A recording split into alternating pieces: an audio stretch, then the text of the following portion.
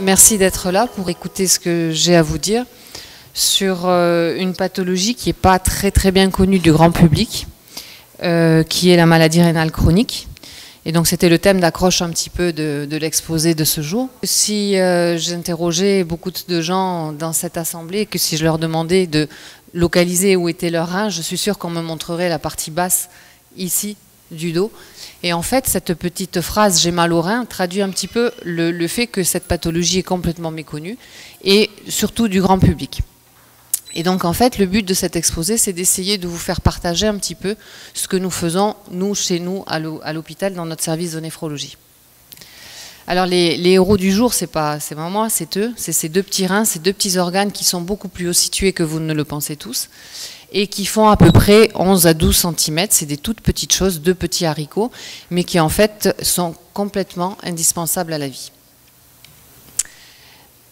On est quand même obligé de faire un tout petit peu de rappel anatomique pour essayer de comprendre comment ces deux petits haricots arrivent à vous maintenir en vie. Donc en fait, l'anatomie globale du système urinaire et rénal est assez simple en fait, puisqu'on se rend compte qu'il y a du sang qui arrive dans le rein par l'artère rénale, ça n'a rien de très original. Le sang va passer dans le rein, il va être traité dans le rein, il va ressortir par la veine rénale et vous avez ici un petit canal qui est chargé de ramener l'urine dans la vessie. La vessie, c'est en fait une espèce de contenant qui va réceptionner les urines émises et quand il est un peu trop plein, va vous donner l'ordre d'aller faire pipi. Donc en fait, c'est assez simple comme fonctionnement. Mais par contre, si on essaye de voir un peu comment est fabriquée l'urine, en fait, c'est un système qui est beaucoup plus complexe que ne le laisse présager l'anatomie, comme on l'a vu tout à l'heure. Et donc, en fait, vous savez tous que les reins sont faits pour fabriquer l'urine. Et l'urine, vous savez tous que ça permet d'éliminer les déchets. Les reins sont constitués de 1 million d'unités chacun. C'est toutes petites unités qui s'appellent les néphrons, c'est ça, je vais vous expliquer à quoi ça sert. Donc, ces néphrons sont en fait des tout petits reins microscopiques qui vont filtrer le sang pendant toute la journée. Alors juste pour vous donner un petit aperçu de leur travail, en 5 minutes, l'ensemble des néphrons, c'est-à-dire l'ensemble de vos deux reins, filtre tout le sang que vous avez dans le corps. Donc en fait, toutes les 5 minutes, ils nettoient l'ensemble du sang et ça recommence. C'est des cycles perpétuels. Le rein filtre constamment, toute la journée, sans que vous y pensiez, tout votre sang. Alors, on va essayer de ne pas être trop complexe, mais la constitution de l'urine finale est quelque chose de très complexe. Je vais essayer de vous le simplifier au maximum, parce qu'en fait, c'est ce qui permet de comprendre tout le reste.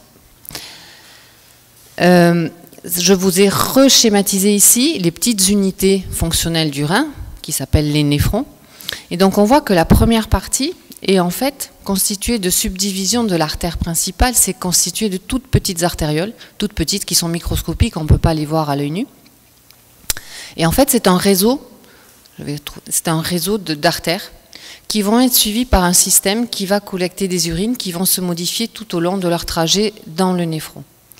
Alors, la première étape de formation de l'urine, c'est ce qu'on appelle, c'est une filtration simple. En fait, le sang, il est poussé par le cœur dans ces petites artères, ici. Et ces petites artères, elles ont la particularité d'être creusées de petits trous. Et ces petits trous, du fait de la pression exercée par le cœur pulse du sang en pression, qui va se retrouver en pression là-dedans. Et comme là-dedans, les parois sont trouées, eh bien, tout ce qui est plus petit que les trous va passer de ce côté-là. Donc en fait, la première phase de formation des urines, ça s'appelle, on arrive à des urines primitives. Et si on en restait là, en fait, on urinerait 200 litres par jour. Donc vous imaginez bien que uriner 200 litres par jour, c'est absolument totalement incompatible avec la vie. Et cette urine primitive est en fait composée de petites molécules, essentiellement, et d'eau. Donc ces petites molécules, c'est du potassium, du calcium, du glucose, des acides aminés, et surtout, ici, là, les toxines, puisqu'en fait, c'est le nerf de la guerre, c'est l'élimination des toxines. Donc, on a là cette première phase. Et ensuite, je vous ai visualisé ici comment ça se passe exactement. ici, là, ça c'est la membrane des petites artères dont je vous ai parlé, qui sont percées de petits trous. Et donc en fait, on voit le sang rouge, là, ici, qui passe, et tout ce qui est gros côté sang ne peut pas passer dans les urines primitives. Donc on a ici, sous l'effet de la pression, les petites molécules qui sortent.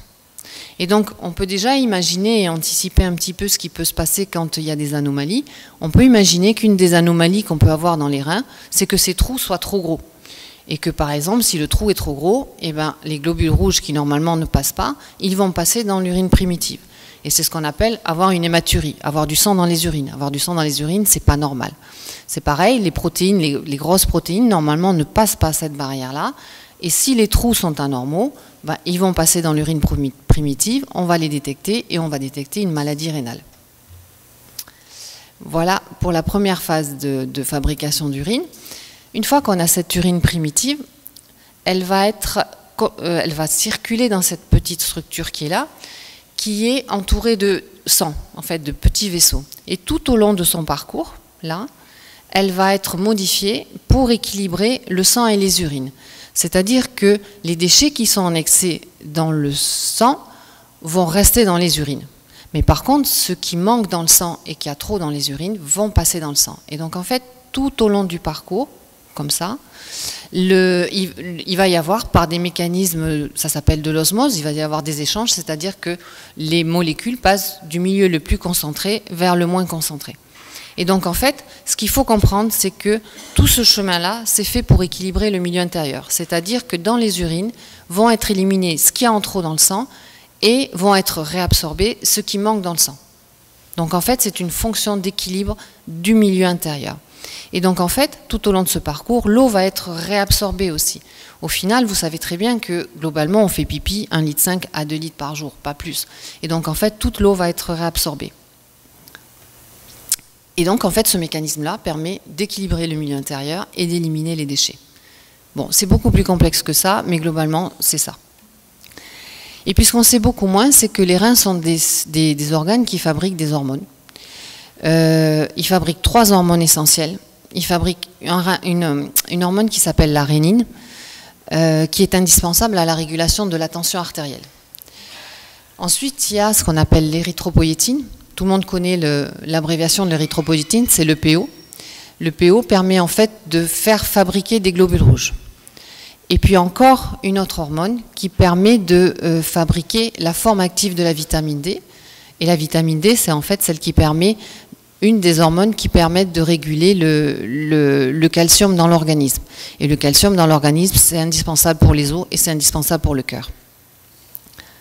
Donc, avec ce que je vous dis là, on arrive à comprendre que les reins sont des choses absolument indispensables au maintien de la composition de l'organisme en sel, en calcium, en bicarbonate, en ion H+, en glucose. Ils permettent d'équilibrer la tension artérielle et ils permettent aussi de lutter contre l'anémie.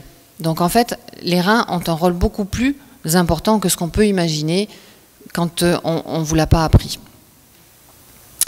Alors évidemment, quand on a des organes qui sont aussi importants, quand ils dysfonctionnent, c'est-à-dire quand ils ne fonctionnent pas bien, quand les 2 reins ne fonctionnent pas bien, je vous rappelle qu'avoir un seul rein, ça n'a pas de conséquences s'il fonctionne bien. On peut tout à fait bien vivre avec un seul rein. Donc en fait, si on a des reins qui fonctionnent mal, ben du coup, vous savez ce qui va se passer, puisque vous savez que les déchets toxiques vont s'accumuler. Le sang va perdre sa composition intérieure, donc il va y avoir perte de bicarbonate, le sang va être trop acide, il va y avoir trop de phosphore, il va y avoir trop de potassium et pas assez de bicarbonate, et le sang va manquer de globules rouges. Donc en fait, globalement, j'ai mis là des petits pictogrammes qui permettent d'un petit peu d'appréhender un peu mieux ce que peuvent être les symptômes de la maladie rénale. Donc le petit robinet, c'est soit on fait trop pipi, soit pas assez. Le monsieur devant son plateau, ben, il n'a pas faim, son sang est intoxiqué par des déchets, ça lui coupe l'appétit. Ensuite, on a de l'anémie. Quand on a de l'anémie, on manque de globules rouges, donc on est fatigué, donc on a du mal à marcher. L'équilibration de l'eau et du sel ne se fait plus, donc on a des œdèmes, on a les pieds qui gonflent, on a la tension qui monte. Les toxines, elles coupent l'appétit, mais elles donnent aussi des nausées et des vomissements. Et quand les toxines s'accumulent, ça peut faire gratter. On a des démangeaisons et on a des crampes. Donc tout ça, c'est quand même un inconfort qui est quand même assez important. Et ce sont des signes d'appel qu'il faut connaître. Alors, tous ces signes-là n'apparaissent pas chez tout le monde. Il faut savoir qu'il y a des différents stades de gravité de la maladie rénale, que tout le monde n'a pas la même gravité de maladie. Et pour appréhender un peu l'intensité de la maladie rénale, on a quelques mesures biologiques et on a un concept qui s'appelle la clairance de la créatinine. Alors je vais essayer de vous expliquer ce que c'est. En fait, la clairance de la créatinine permet de quantifier la façon dont les reins nettoient le sang. Plus la clairance est élevée, plus les reins travaillent bien. Donc en fait, dans les prises de sang, on va doser quelque chose qui s'appelle la créatinine. C'est le témoin de la fonction du rein. Les reins sont capables de nettoyer un volume de sang qui est défini en créatinine. C'est-à-dire qu'ils sont capables d'enlever toute la créatinine de 120 ml par minute de sang. Et donc en fait, quand des reins fonctionnent à 100%, ils épurent 120 ml par minute de créatinine. Donc en fait, ce que vous devez retenir, c'est que plus la clairance est élevée, mieux les reins fonctionnent. Et on va en reparler un petit peu plus tard. Alors, pour mesurer cette clairance, c'est très simple, on fait une prise de sang. Et c'est un examen qui est très banal, très facile à faire. Mais pour être sûr que d'appréhender complètement le problème rénal, il faut aussi voir ce qui se passe dans les urines et aller chercher s'il y a de l'albumine. Je vous rappelle les petits trous de la membrane de Alors on a l'habitude d'utiliser ce genre de petits pictogrammes pour les patients parce qu'en fait ça veut bien dire ce que ça veut dire. On voit bien qu'il y a différents stades de maladie. Le vert, ben forcément c'est ce qui semble le moins grave et il y a une notion d'évolutivité de la maladie rénale. Donc en fait, les premiers stades, ce sont les stades où il y a des signes d'atteinte rénale, mais la clairance reste normale, la fonction d'épuration reste normale. C'est par exemple le patient qui a de l'albumine dans le pipi ou le patient qui a du sang dans le pipi. Alors, c'est pas parce que c'est vert qu'il faut négliger. Quelqu'un qui a de l'albumine dans le pipi, quelqu'un qui a du sang dans le pipi, c'est pas normal, il faut s'y intéresser, il faut savoir pourquoi. Après, ce qu'on va évaluer pour les patients, c'est comment est-ce qu'ils vont évoluer. Donc on a différents stades. Donc il y a le stade d'insuffisance rénale chronique légère. Bon, on est encore un peu dans le vert. Généralement, la clairance est entre 60 et 90 ml par minute. Et certains patients vont rester là, mais d'autres vont évoluer vers les stades qui deviennent vers le rouge. Donc le stade modéré, la clairance est entre 30 et 50. Les stades sévères, la clairance est entre 15 et 30. Et les stades vraiment rouges, là, la clairance est à 15. Donc globalement, ce qu'il faut retenir, c'est que quand on est au stade 5, on a moins de 15% de reins qui fonctionnent. Quand on est au stade 4, on a entre 15 et 30% de reins qui fonctionnent. Alors, le but ultime de ce genre d'exposé, c'est de faire prendre conscience aux gens que quand on prend les gens au stade précoce, on peut faire en sorte d'éviter qu'ils aillent vers le rouge. Parce que c'est ça ce qu'il faut à tout prix éviter. Alors malheureusement, les signes cliniques dont je vous ai parlé tout à l'heure, qui sont assez évocateurs, dans la plus grande majorité des maladies rénales, ils apparaissent ici, dans les stades tardifs. C'est l'éternelle partie immergée de l'iceberg. Et en fait, il se passe souvent de nombreuses années, ici, où on est en stade 2, 3 ou en stade 1. Et en fait, cliniquement, on n'a rien. C'est-à-dire que le patient ne ressent strictement rien. Et si on ne cherche pas la maladie rénale, à ces stades-là, eh bien, on ne la trouvera jamais. Et on la trouvera à ces stades-là, ce qui est quand même un petit peu embêtant. Alors, les principales causes de maladie rénale, il y a des causes multiples d'atteinte rénale. Là, je vous les ai classées en deux, celles qui sont dans le fond rouge et celles qui sont dans le fond jaune. Les maladies rénales, ici, là, sont celles qui touchent directement le rein, c'est-à-dire qui touchent directement les petits néphrons, les petites structures qui fabriquent l'urine. Donc, je suis sûre que vous connaissez la majeure partie des maladies qui abîment les reins, parce que c'est ce dont on parle partout. Donc, c'est le diabète, c'est l'hypertension, c'est l'obésité, c'est la goutte et les traitements de la goutte, c'est le tabac, et c'est les toxiques. On reparlera peut-être tout à l'heure un petit peu plus des toxiques. Et puis il y a des maladies qui sont beaucoup moins connues, qui peuvent être beaucoup plus graves. C'est ce qu'on appelle les maladies auto-immunes. Donc les maladies auto-immunes, c'est des maladies pendant lesquelles le système immunitaire, c'est-à-dire notre système de défense à nous, contre tout ce qui est étranger, ce système est déviant. Et en fait, au lieu de se porter sur les choses étrangères, il va fabriquer des anticorps, des substances qui vont attaquer les organes des gens. Et les reins sont une cible très prédominante de ce genre de maladie, et ça donne des maladies graves. Ensuite, on a des maladies infectieuses qui peuvent toucher les reins. Donc ça peut être des infections directes qui vont aller abîmer les reins, ou alors ça peut être des signes indirects de maladies infectieuses. Et on a au niveau du rein l'équivalent du RAA pour le cœur, donc des manifestations secondaires des infections qui vont venir toucher les reins et les détruire. Et puis à côté de ça, il y a des anomalies qui vont toucher tout le système qui vidange en fait le rein. Tout le système excréteur, c'est celui-là, c'est ce qu'on appelle le système excréteur. C'est celui qui va amener les urines du rein à la vessie. Et en fait, ce système-là, il peut être anormal, soit par des malformations congénitales. Il y a des enfants qui naissent avec, ici par exemple, des rétrécissements très sévères qui empêchent les urines de couler. Et en fait, ça met un système de pression important qui va venir détruire tout cela. Ou alors des calculs. Quand on est un peu plus vieux, on fait des calculs et les calculs viennent boucher les urtères, là, les canaux, et créent des infections, et créent de la pression et finissent par abîmer les reins. Et puis après, quand on vieillit encore un petit peu plus, on a les maladies de la prostate qui viennent ici boucher la sortie au niveau de la vessie. Ça, c'est les principales causes de maladies rénales, mais c'est absolument pas du tout exhaustif, hein. Il y a beaucoup plus d'études, il y a beaucoup d'autres causes qui peuvent être mises en place. Et heureusement, elles n'arrivent pas toutes à l'insuffisance rénale terminale. Je vous rappelle, l'insuffisance rénale terminale, c'est quand il y a moins de 15% de reins qui fonctionnent.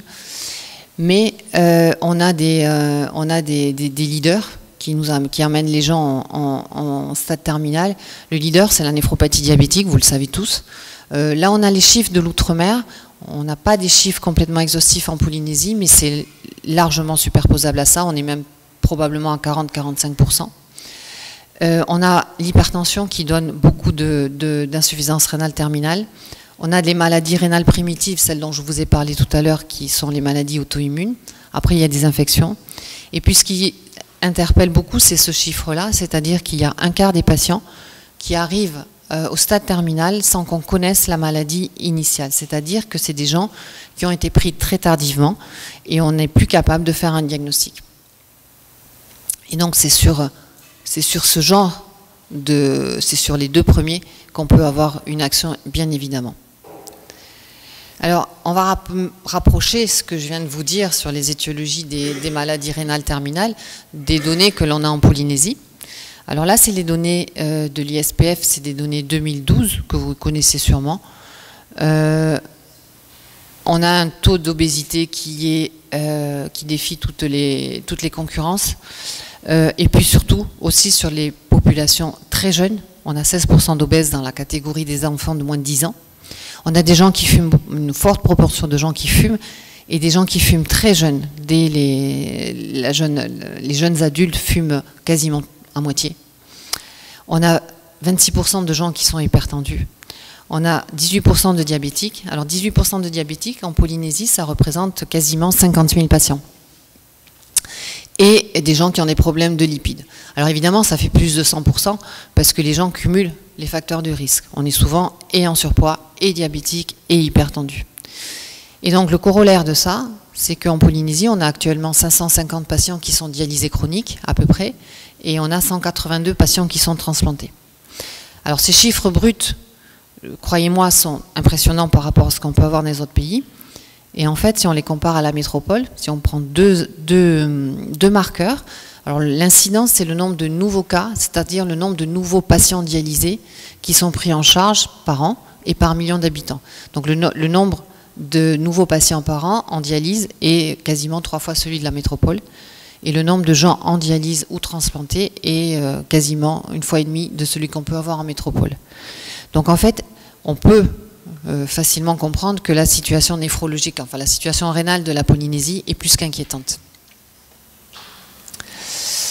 Alors, pour essayer d'éviter et de casser un peu ce cercle vicieux de maladies rénales diagnostiquées trop tardivement, sur lesquelles on n'a pas pu avoir d'impact pour prévenir, il faut évidemment dépister le maximum de gens. Alors, qui c'est qu'il faut dépister?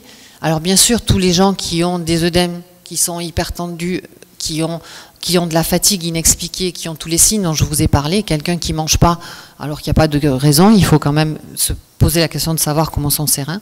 Donc tous ces gens-là, il faut bien entendu les dépister. Et puis aussi parce qu'il y a certaines, je vous ai dit que très souvent c'était assez insidieux, le début de la maladie rénale, mais il y a certaines maladies qui commencent de façon explosive. Et en fait, il faut être interpellé quand on a des signes comme ça, comme les œdèmes, la fatigue, l'asthénie, la perte d'appétit. C'est des signes vraiment qui sont hyper importants. Et donc en fait, le plus intéressant, entre guillemets, c'est de dépister les gens qui sont à risque de maladie rénale. Et donc en fait, vous avez là une énorme liste qui rejoint un petit peu les données de l'ISPF de la Polynésie. Donc il faut dépister les diabétiques, les gens hypertendus, qu'ils soient traités ou pas. Il faut dépister les gens de la maturité, il faut dépister les obèses, il faut dépister, vous voyez là, toute une liste de gens. Et il faut insister sur le fait qu'il faut dépister les gens qui sont arrivés en insuffisance rénale terminale dans leur famille. Si vous avez des dialysés dans votre famille, il faut à tout prix que vous ayez un contrôle rénal. Et puis il y a des gens qui sont exposés sur le plan professionnel à des toxiques. La médecine du travail doit être vigilante là-dessus. J'ai mis là le plomb, le cadmium et le mercure. Le plomb, il y a quand même, en Polynésie, c'est pas quelque chose de très fréquent, mais il y a des vraies intoxications au plomb. Le mercure, c'est celui qu'on mange avec le thon rouge. Et puis, j'ai pas mis les glyphosates, mais il y a de plus en plus d'arguments pour être quasiment sûr que les glyphosates peuvent générer des maladies rénales chroniques qu'on retrouve chez les agriculteurs. Puis il y a des gens qui ont eu des traitements toxiques pour les reins, ceux-là aussi, il faut les suivre. Et dans les toxiques, je mets les anti-inflammatoires. Des choses aussi banales que l'Advil que vous prenez parce que vous avez un peu mal à la gorge, c'est des anti-inflammatoires, c'est néphrotoxique, ça peut être toxique pour les reins. L'iode qu'on injecte pour les scanners, c'est toxique pour les reins. Après, il y a des chimiothérapies qui sont toxiques pour les reins, mais bon, ça malheureusement, on peut difficilement y échapper quand on en a besoin. Alors comment dépister? C'est d'autant plus dommage qu'on ne dépiste pas que le dépistage, il est très facile. Les populations à risque, il faut les dépister une fois par an avec une prise de sang, toute bête, et un échantillon urinaire sur lequel on va chercher à voir s'il y a de l'albumine ou pas. Donc ça, c'est assez simple.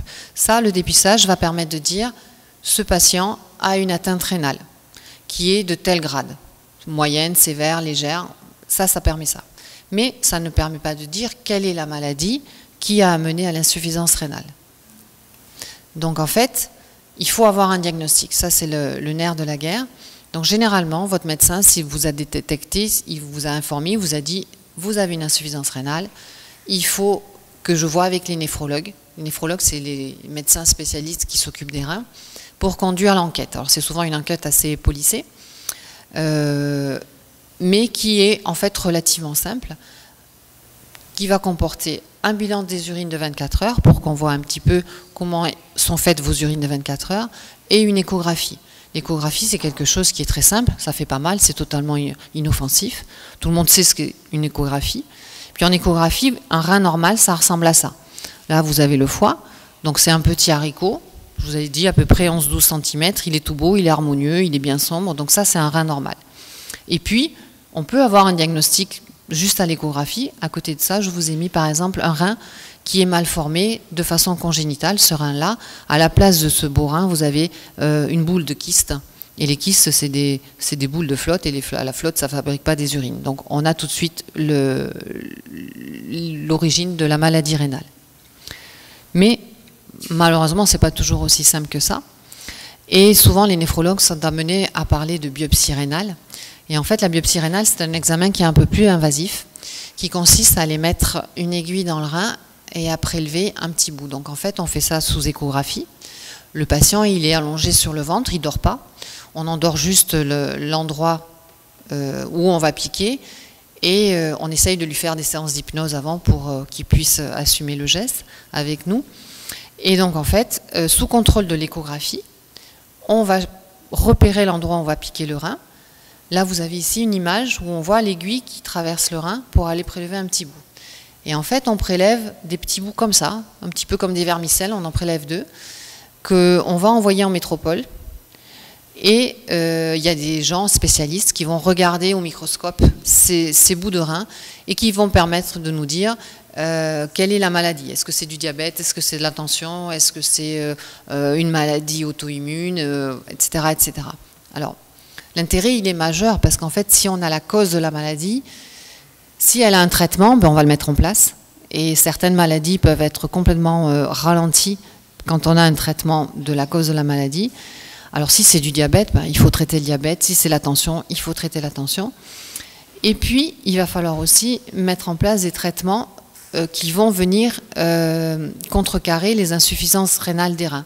C'est-à-dire que, je vous ai dit, dans toutes les fonctions du rein, il équilibre le calcium, il équilibre plein de choses. Et donc, en fait, on a des médicaments qui, jusqu'à un stade assez tardif, vont permettre de compenser ce que ne font plus les reins. Donc on donne du calcium, on donne des bicarbonates, on donne de l'EPO en injectable s'il y en a besoin.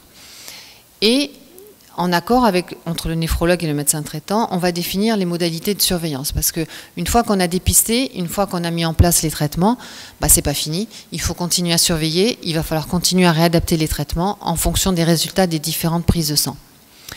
Et dans le futur, on espère que les patients qui vont être détectés à des stades précoces pourront intégrer ce qu'on appelle un réseau d'insuffisance rénale chronique, dont on pourra parler éventuellement à la fin si ça vous intéresse. Alors quel est le rôle du patient? Le rôle du patient, il va être prépondérant pour contrôler les facteurs d'aggravation. Donc, avec tout ce que je vous ai dit là, vous savez déjà ce que le patient doit faire. Il doit perdre du poids, équilibrer son diabète, équilibrer sa tension et arrêter de fumer. Déjà, si on a ça, eh bien, on a gagné quasiment les 3/4 du chemin. Alors, pour aider les patients à avancer dans la maîtrise des facteurs de risque, on a un outil depuis 2017 qui s'appelle le sport santé, où en fait on fait une prescription d'activité sportive, c'est une prescription médicale d'activité sportive. Donc, je pense que ce logo, vous le connaissez peut-être, mais c'est un réseau qui est très intéressant.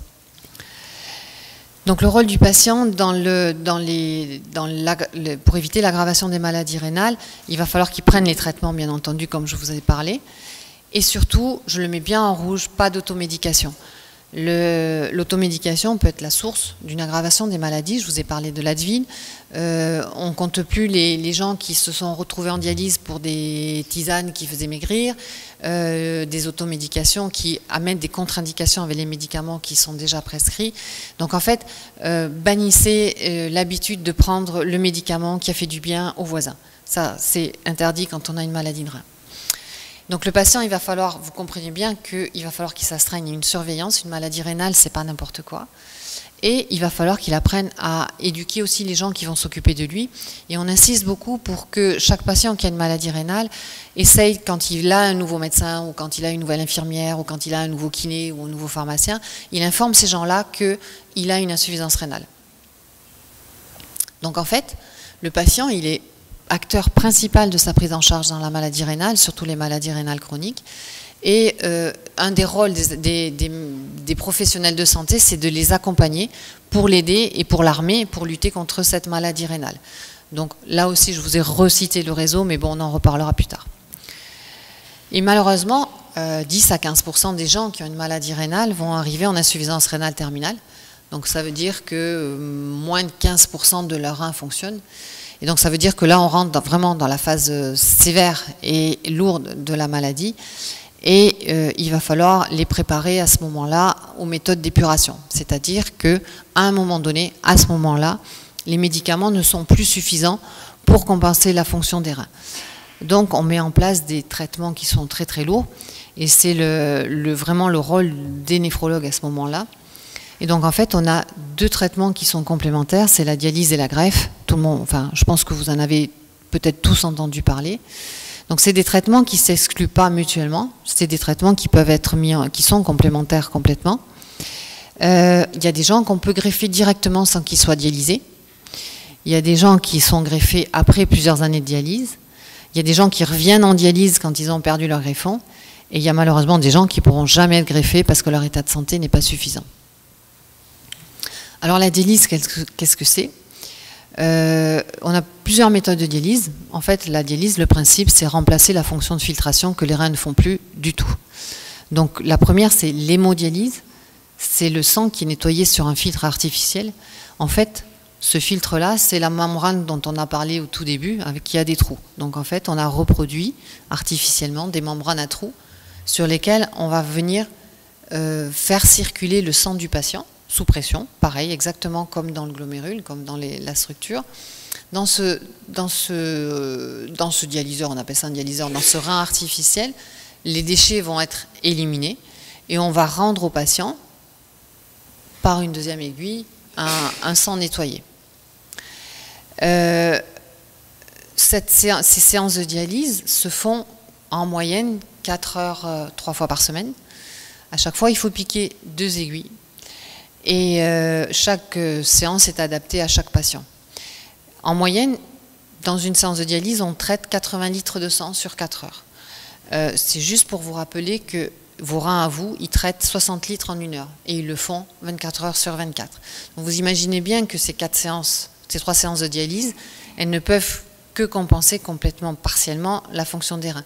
Surtout qu'elles ne font que filtrer le rein. Je vous ai mis ici une petite photo de comment ça se passe réellement. Vous pouvez voir que là, on a des veines qui sont anormalement grosses. C'est parce qu'en fait, on a créé par une petite intervention chirurgicale une communication entre l'artère, ici, à ce niveau-là, et la veine, pour faire grossir artificiellement la veine, parce qu'on a besoin d'une grosse veine qui débite bien pour pouvoir faire fonctionner la machine. Donc en fait, les patients viennent 3 fois par semaine en dialyse. La deuxième méthode, c'est ce qu'on appelle la dialyse péritonéale. C'est un peu plus compliqué, c'est moins facile à comprendre.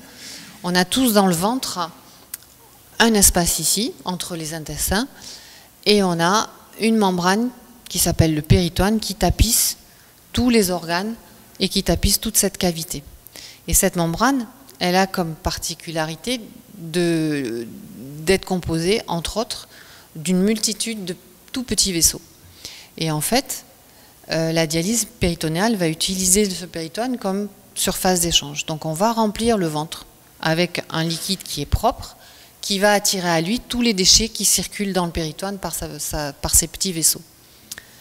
Une fois que le liquide là est saturé de déchets, hop, on va vider le ventre et on va recommencer une autre fois l'opération. Donc ça s'appelle la dialyse péritonéale. Ça peut être fait manuellement. On remplit en mettant la poche en haut et on vide après en mettant la poche en bas. Ou alors, il peut y avoir des machines qui font les échanges. C'est particulièrement ce que choisissent les gens qui travaillent parce qu'ils se font dialyser la nuit à la maison par ce système. Et puis, il y a la greffe qui est un petit peu le gold standard. Hein. C'est quand même ce vers quoi on tend pour nos patients. Alors comme je suis un peu optimiste, je vais finir par les avantages et je vais commencer par les inconvénients. Alors les inconvénients, c'est qu'il y a une opération, qui a un risque opératoire qui n'est pas négligeable. La greffe, ça consiste tout bêtement à prendre le rein de quelqu'un, enfin tout bêtement, c'est un raccourci, hein. Ça consiste à prendre le rein de quelqu'un, qu'il soit vivant ou qu'il soit décédé. S'il est décédé, on prend les 2 reins pour 2 personnes. Et ce rein du donneur va être greffé au receveur. Le receveur, c'est par définition quelqu'un qui a une insuffisance rénale sévère, pas forcément dialysé, mais qui va avoir besoin d'une suppléance. Donc ce nouveau rein, il est mis là. Vous voyez que en fait, les reins qui sont détruits, on n'y touche pas, on les laisse là où ils sont. Et on branche le rein là, juste là. On le sent en fait quand on palpe les patients. Parce qu'en fait, ça suppose une intervention chirurgicale beaucoup plus simple que d'aller le mettre là-haut et qu'il est du coup facile à surveiller. Donc les inconvénients, c'est que bon, il faut opérer quand même les gens. Il y a un traitement à vie, c'est le traitement anti-rejet parce que votre corps à vous, il est programmé pour détruire tout ce qui est étranger. Et votre corps, il n'est pas capable de comprendre que ce nouveau rein qu'on lui a mis, c'est quelque chose de bénéfique. Donc il est programmé pour détruire l'étranger. Et s'il n'y a pas des substances qui diminuent ses défenses, eh ben, le rein il va être mis à la poubelle. Donc le traitement anti-rejet, il est à prendre à vie, quelle que soit l'ancienneté de la greffe. Et quand on est greffé, on n'est pas guéri, on est simplement mieux traité. Et on est quand même obligé d'avoir un suivi médical régulier. Et il y a aussi quand même quelques conséquences du traitement anti-rejet, comme je vous ai expliqué, qui diminuait les défenses de l'organisme, les patients greffés sont plus sensibles aux infections. Mais par contre, l'énorme avantage, c'est qu'ils libèrent les patients de la dialyse, donc ça veut dire qu'il n'y a pas de machine, et que les gens peuvent décider de partir 15 jours dans les îles s'ils ont envie, ils ont juste à prendre leur traitement dans la poche. Ça permet aussi de retrouver une vie presque normale, ça permet de travailler, et ça permet de retrouver une vie familiale et un rythme familial un petit peu plus normal. La vie n'est pas complètement normale, mais elle se rapproche, elle tend vers la normale. Et puis ce qu'il faut dire surtout, c'est que la greffe rénale prolonge la vie. Elle assure non seulement une meilleure qualité de vie, mais une durée de vie plus longue. Alors la greffe rénale en Polynésie, on l'a fait depuis 2013. C'est une activité qui est très récente, malheureusement. On aurait bien aimé la commencer bien avant, mais ça n'a pas été possible.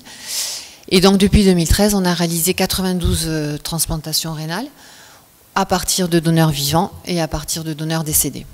L'objectif majeur, c'est de réaliser 20 greffes par an minimum. On y est à peu près, sauf pour la dernière année.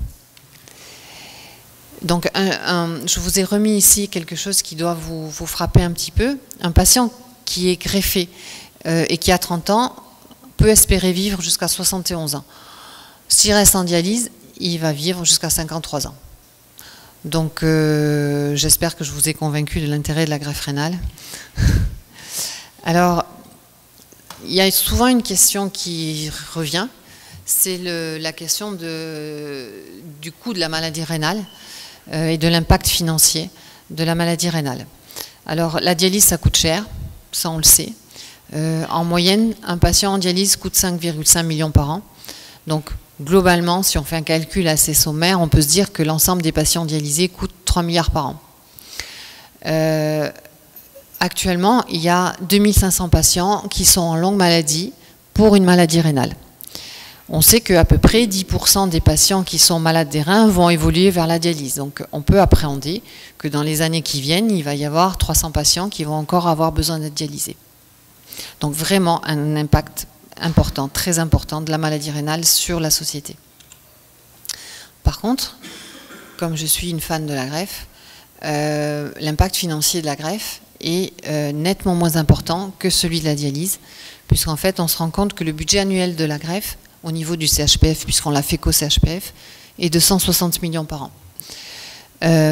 Il faut garder à l'idée que la transplantation rénale en médecine, c'est un cas vraiment rare parce que c'est le meilleur traitement de la maladie rénale et qu'en plus il coûte moins cher. Donc ça, c'est vraiment quasiment exceptionnel en médecine. Généralement, les traitements les plus adaptés coûtent le plus cher. Voilà, donc en fait, je vous ai parlé de beaucoup de choses. La maladie rénale, c'est quelque chose de très très vaste. C'est très difficile d'essayer de sortir les idées clés. Mais en fait, je pense que si je dois vous convaincre de quelque chose, c'est deux chiffres. 10% des maladies rénales terminales donc, pourraient être évitées. 30% pourraient être retardées pendant plusieurs années si on détectait les maladies rénales précocement et si on les prenait en charge de façon adaptée précocement. Donc ça, c'est le message clé. Les maladies rénales doivent être détectées tôt et elles doivent être traitées de façon adéquate. C'est pas inéluctable. C'est pas parce que vous avez une maladie rénale que vous allez aller en dialyse. Il peut y avoir des mesures correctrices qui peuvent retarder l'évolution de la maladie. Voilà, c'est tout, j'ai fini. Merci de votre attention.